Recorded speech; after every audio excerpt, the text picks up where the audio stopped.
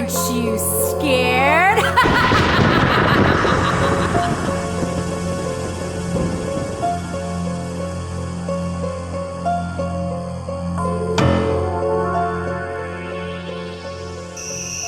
Good evening, everyone, and welcome to Eerie Hour with Erich. I'm your host, Eerie Erich, and once again, welcome to Around the Fire, where we tell scary stories of the strange, the macabre, and various urban legends. Well, welcome, everyone, to Season 4 of Eerie Hour with Erich, in what I foresee as our most exciting season yet. For I have been hard at work, scouring the corners and the dark, deep recesses of my home in the Shadow Realm, trying to find tales of terror, mystery, and macabre, more scary stories to thrill you, to chill you, and to make you sleep in bed with the lights on. Otherwise, it wouldn't be scary now, wouldn't it? I'm getting way too ahead of myself. Oh, well then. Well, before we begin tonight's episode, I want to take time to thank the cast and crew of our Eerie Hour with Erich Season 4 short promo film. We certainly had a fun time making it. So thank you to the cast and crew for giving your time and talents to such a worthy and scary project. It's guaranteed not to win any Oscars, but oh well, back where I come from, all the audiences are dead. Well, tonight's first scary story of Season 4 was written by Fern Left and is entitled The Haunted Mansion. Not the Disney version Haunted Mansion, another Haunted Mansion, but that's beside the point. I must get my reading glasses. There we are.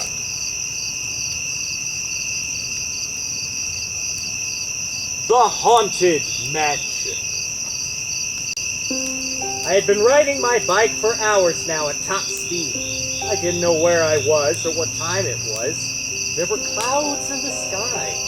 I planned to turn back sometime. Pop. Great. Just great. A flat tire out in the middle of nowhere without a pump and no other means of transportation. Lovely. I slowed to a halt and took out my cell phone. No service. Great. Things just couldn't get much worse. Or could they? A drop of icy rain plopped onto my nose. Triple rain. Let's see how many times I can say it, I thought to myself. A crack of thunder and I was suddenly caught in a downpour, sending me running for cover that was nowhere in sight. I dashed away from the road, leaving my bike in the mud. It was of no use to me now. Another flash of lightning, and I caught sight of a big shadow, the figure itself half hidden by gnarled trees. I sprinted toward it, glad of any shelter as a roll of thunder boomed somewhere to my left. Hardly able to see anything. I slipped in the mud once, but managed to make it to the dark shadow cloaked in trees and shrubs. Yet another streak of lightning lit up the form before me, showing a moss and ivy-covered mansion. Mist crept around me, not washed away, because it was under the protection of the trees. My nose filled with a moldy, piney scent. It looked unwelcoming, but it was a house all the same, and it would have to do. At least it would keep me dry. I slowly crept inside. Even though it was abandoned, somehow it didn't feel right to be there. Almost like it was haunted. I shook off the thought. Haunted? Yeah, right, I snorted to myself. What could possibly have the need to haunt a mansion out in the middle of nowhere? This comforted me. A little. The giant door creaked shut behind me. I gulped. In the movies, doesn't that always happen when the house is haunted? I scanned the room I was in. Well, tried to. It was too dark, so I took out my flashlight and shined it around. Wooden chairs and a small table stood in the middle of the room. One chair tipped over.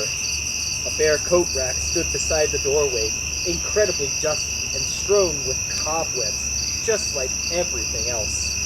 The wooden floorboards beneath my feet creaked with every wary step. Suddenly, feeling tired and not wanting to sleep in that room, I set off in search of a bed. There was kitchen furniture here, there. Must be a bed too, right? The doorway next to the coat rack led to a long, narrow, very dark corridor. My footsteps echoed down the hall eerily until I reached a winding flight of stairs. There were spaces between them, and some steps were missing. It did not look like a welcoming path at all, but I told myself I was being silly and pushed on. Crack, clop. The first few steps were agonizing. They were so loud that they echoed off the walls like gunshots. Stopped, taking a deep breath and gathering up my courage, I kept going. It seemed like hours before I finally got to the top, taking deep breaths of stale air. I stood up and faced another hallway. Thankfully shorter this time, but maybe even spookier. Paintings hung on the walls of ancient people who must have been the last people who lived here. Shivering as I passed them, I realized they were the kind with eyes that seemed to follow your every move. Jeez, did anyone ever tell you that it's impolite to stare? I muttered to them. At the end of the hall were 3 doors. I had to guess which one might have a bed, since I didn't want to go into all 3 and be 3 times as spooked that I needed to be. Then, I noticed a faint golden light glowing from a crack in the bottom of one of the doors. Oh, good. Maybe someone lives here after all, I thought to myself. Relieved. I knocked. Hello? Silence. I knocked again. Hello? Anybody in there? Still nothing. I opened the door. The brass knob was cold to the touch. There was no one in the room, but a candle that was melted down to a nub but still burned sat on a wooden desk. Strange. A sheet of paper, old and yellowed, lay next to the candle. A quill rested inside an inkwell. When I looked closer, I saw that there was writing on the paper. I looked around. Nope. No one in the room. I suppose the candle lit itself. I thought uneasily. I glanced down at the letter. I knew I shouldn't read other people's business, but my curiosity got the better of me, and I snatched up the letter and read it. I am sorry that I couldn't be there for you, as I was working on a case somewhere else. If I were there, you wouldn't have gone. We would have moved out of this horrid mansion and gone to live in the city, where you would have been safe from the creature that claimed you, my dear Elizabeth Peterson. I know you are waiting for me. Richard gasped. For I was Elizabeth Peterson. What the heck? How could that be? Was it a coincidence? I whipped around, accidentally pushing the button on my cell phone as it bumped into the desk. A panther slowly padded out of the shadows, its green eyes like slits of pure evil, baring its fangs and uttering a low, menacing growl.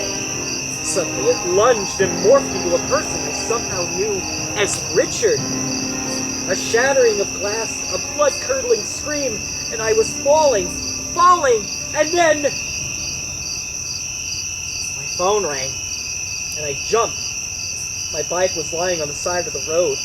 The tire wasn't popped. It wasn't raining, and there was service to my cell. I answered it. Hello? Lizzie, where are you? I thought you went out for a bike ride. My mom. I'm on my way back now, I replied cheerily. Okay, but don't be too long. I won't. Click. Yes, It was all a dream. I fell asleep on the side of the road. Nothing was real. I hopped on my bike and pedaled down the road back the way I came. Suddenly, my phone beeped. I took it out and stopped dead in the middle of the street.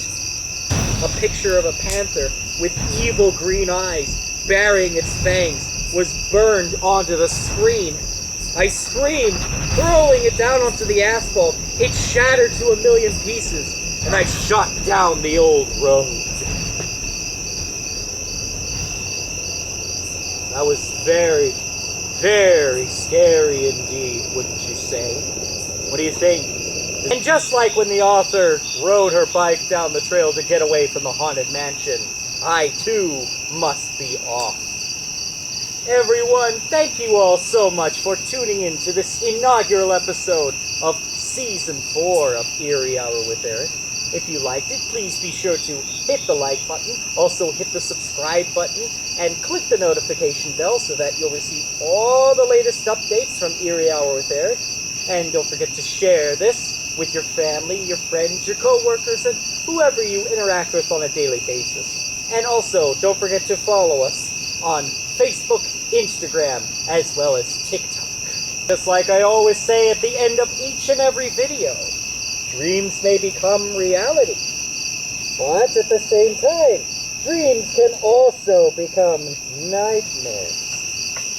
But can nightmares become reality? Well then, you be the judge. Tune in to the next episode of Eerie Hour with Erich. If you dare!